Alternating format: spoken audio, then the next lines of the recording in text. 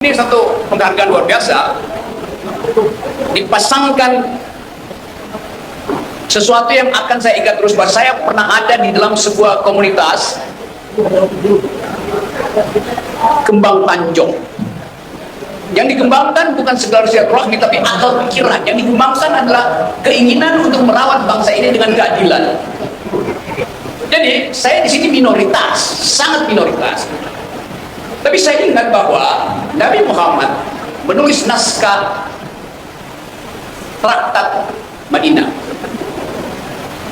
yang isinya adalah dalil tentang kesetaraan manusia, yang isinya adalah undangan persahabatan. Jadi sangat kontekstual yang diterangkan tadi oleh teman-teman, bahwa kita masuk di dalam upaya untuk merefleksikan gaya berpikir, gaya batin, gaya politik dari Nabi Muhammad.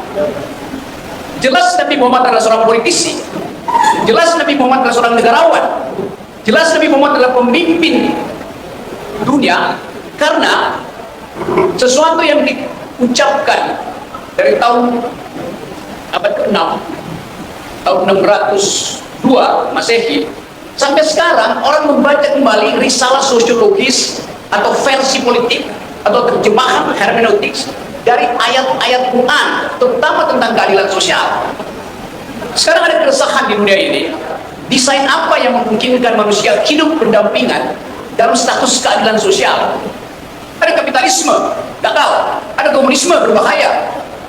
Orang masuk sekarang pada upaya untuk memikirkan jenis ekonomi, jenis transaksi sosial yang dasarnya adalah kesetaraan manusia. Orang pergi pada studi-studi baru tentang Islam, karena Islam adalah dokumen yang selesai, dokumen yang final, sebagai revelation, sebagai wahyu, tidak ada interpretasi. Setelah itu, 1 tahun setelah meninggalnya Nabi, naskah itu selesai dan tidak ada interpretasi lain.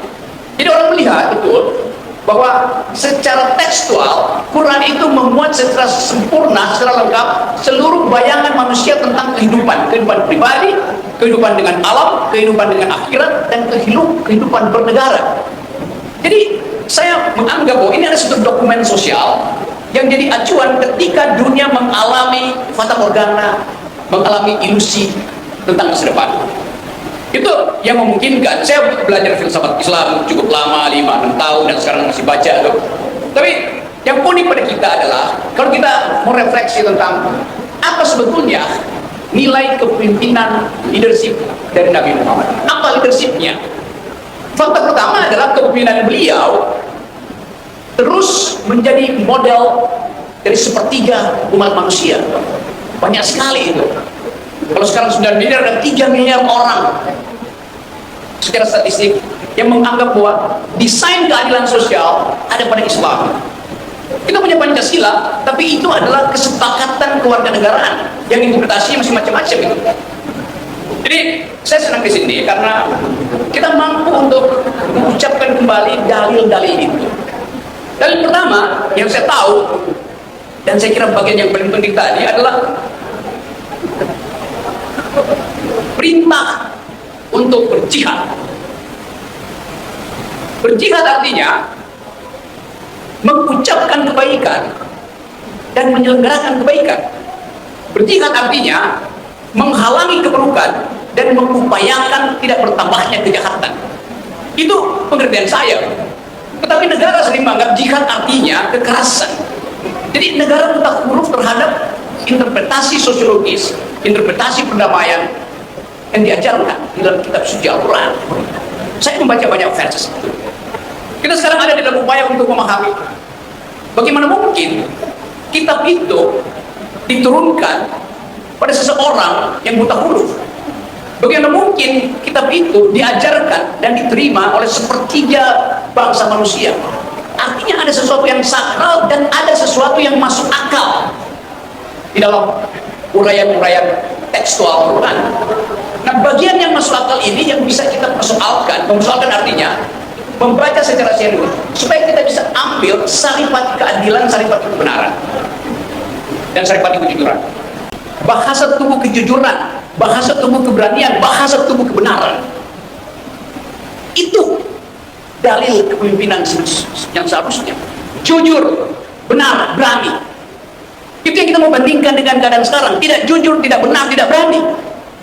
Ini ada kopi, terima kasih nih, kopi sotek. Sok tahu, tapi ekonomi kurang. Gak apa-apa, tapi enak kopinya. Kalau keadaan sekarang namanya sotok. Sok tahu tapi otak kurang. Ada pemimpin yang sok tahu tapi otak kurang, akibatnya kita berutang, akibatnya lingkungan rusak, akibatnya keakraban sosial berhenti itu karena ada seseorang yang punya modal sotok, sok tahu tapi otak kurang. Itu yang ingin kita kemukakan dalam upaya refleksi terhadap kepemimpinan. Kenapa begitu? Kalau Nabi adalah pemimpin, terjemahannya dia adalah leader. Seorang leader akan menuntun umatnya, warganya, pergi pada harapan. Itu namanya leader. Ada wahyu di depan yang kita upayakan diselenggarakan oleh seorang pemimpin. Di dalam sistem bernegara, wahyunya namanya konstitusi. Tetapi justru konstitusi itu yang sekarang sedang dipermainkan oleh seseorang untuk memperpanjang kekuasaannya. Jadi dari awal kita lihat bahwa kalau dia leader, dia paham bahwa tuntunan itu harus menghasilkan harapan. Kalau sekarang kepemimpinan politik kita nggak ada harapan, orang frustrasi di mana-mana itu. Saya baca tadi di koran, Bupati Pasir Utara, tempat ibu kota negara akan dipindahkan, mengeluh bahwa di situ tidak ada universitas. Baru sekarang dia terbuka pikiran bahwa ibu kota negara tanpa akal itu artinya tempat tukar tambah ketidakadilan.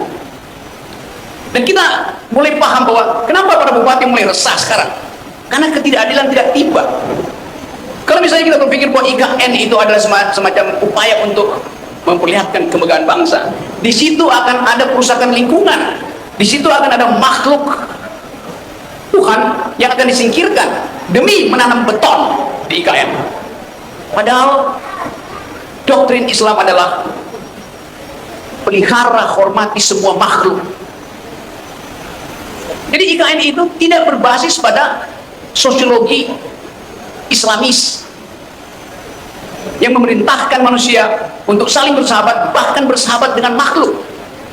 Kalau kita perluas pembicaraan ini, kita kehilangan kemampuan untuk membaca masa depan karena seolah keadilan sosial itu terhalang oleh kita. Doktrin sosial Islam adalah kesetaraan manusia, bahkan kesetaraan antar makhluk, penghormatan antar makhluk. Kita diminta untuk berlaku dalam perspektif mencintai itu, bukan memusuhi. Yang terjadi sekarang adalah pertarungan politik sama dengan pertarungan suku, sama dengan pertarungan etnis. Saya pernah membaca kuliah, sebetulnya kuliah atau khutbah terakhir, khutbah Nabi Muhammad terakhir, ketika beliau mengatakan bahwa orang Arab tidak lebih tinggi dari orang Yahudi, orang Yahudi tidak lebih tinggi dari orang Barat, kulit hitam tidak lebih buruk dari kulit putih tidak lebih indah dari kulit hitam. Hal yang itu diucapkan 1300 tahun yang lalu, yang baru dipahami oleh Perserikatan Bangsa-Bangsa setelah Perang Dunia Kedua. Islam mendahului kesetaraan manusia. Nabi Muhammad dalam perspektif itu bukan seorang rasis pasti. Orang Aceh tidak lebih tinggi dari orang Jawa tidak boleh menganggap lebih tinggi dari orang Papua. Itu ajaran Islam, itu kesetaraan manusia, itu khutbah terakhir dari Nabi Muhammad. Saya mengingatkan itu pada para pemimpin untuk pergi kembali pada moral code dari hal-hal yang sifatnya teologis yang hanya mungkin dipahami kalau orang punya kecerdasan, orang punya akal sehat. Dan memang Quran diturunkan ke wilayah kedunguan ketika masyarakat Arab mengalami penzoliman karena otak tidak dikembangkan. Itu yang menyebabkan ayat pertama adalah baca. Kan itu isi pertama, dalil pertama dari Quran. Baca, belajar, pikir, ikro. Bukan kerja.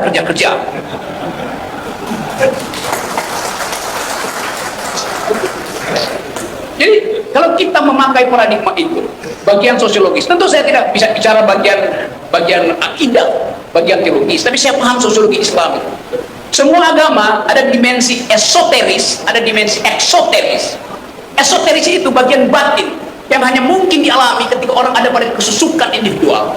Ketika dia kusuk, dia mengalami gejala esoteris, fenomena esoteris, berupaya untuk menyatukan batin dengan alam semesta dan dengan pencipta alam semesta. Bagian yang rahasia dari manusia yang kita sebut iman itu. Tapi ada bagian yang eksoteris, pakai X bukan S. Itu bagian kemasyarakatan, bagian yang bisa kita akses bersama-sama. Jadi nanti orang akan mempersoalkan kenapa Rocky Gerung non Muslim bicara di dalam forum Maulid Nabi, karena mereka tidak paham bahwa agama itu ada bagian esoteris, ada bagian eksoteris, di mana persahabatan manusia itu diikat oleh janji kebenaran, janji keberanian, janji keadilan. Suatu waktu saya berceramah di Universitas Gontor di Jombang, juga dikritik padahal saya bicara tentang keadilan sosial. Tapi Anda kasih kritik pada Pak Jokowi, ya jelas kenapa Pak Jokowi tidak memberi keadilan sosial. Apa yang salah? Satu waktu saya berceramah di Ngeruki, pesantren yang dianggap sarang teroris.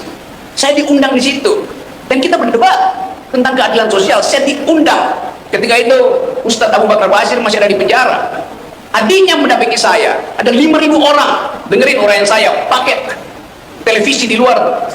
Lalu polisi datang, Pak Rocky hati-hati, ini sarang teroris. Saya bilang, saya diundang untuk debat pikiran, bukan untuk kekerasan. Iya, tapi ini sarang teroris, dia ulang-ulang. Iya, saya bilang, saya tahu, kalau ini sarang teroris, ini juga sarang intel. Logikanya begitu. Di mana ada teroris, pasti ada intelijen di situ. Ini kampung teroris, pasti itu kampung intel. Kan dengan mudah kita tahu itu. Kalau seseorang bisa mengatakan itu sarang teroris, artinya di situ juga ada aktivitas intelijen. Entah untuk mengkonten, entah untuk deradikalisasi, atau untuk memprovokasi. Biasa dalam kehidupan intelijen.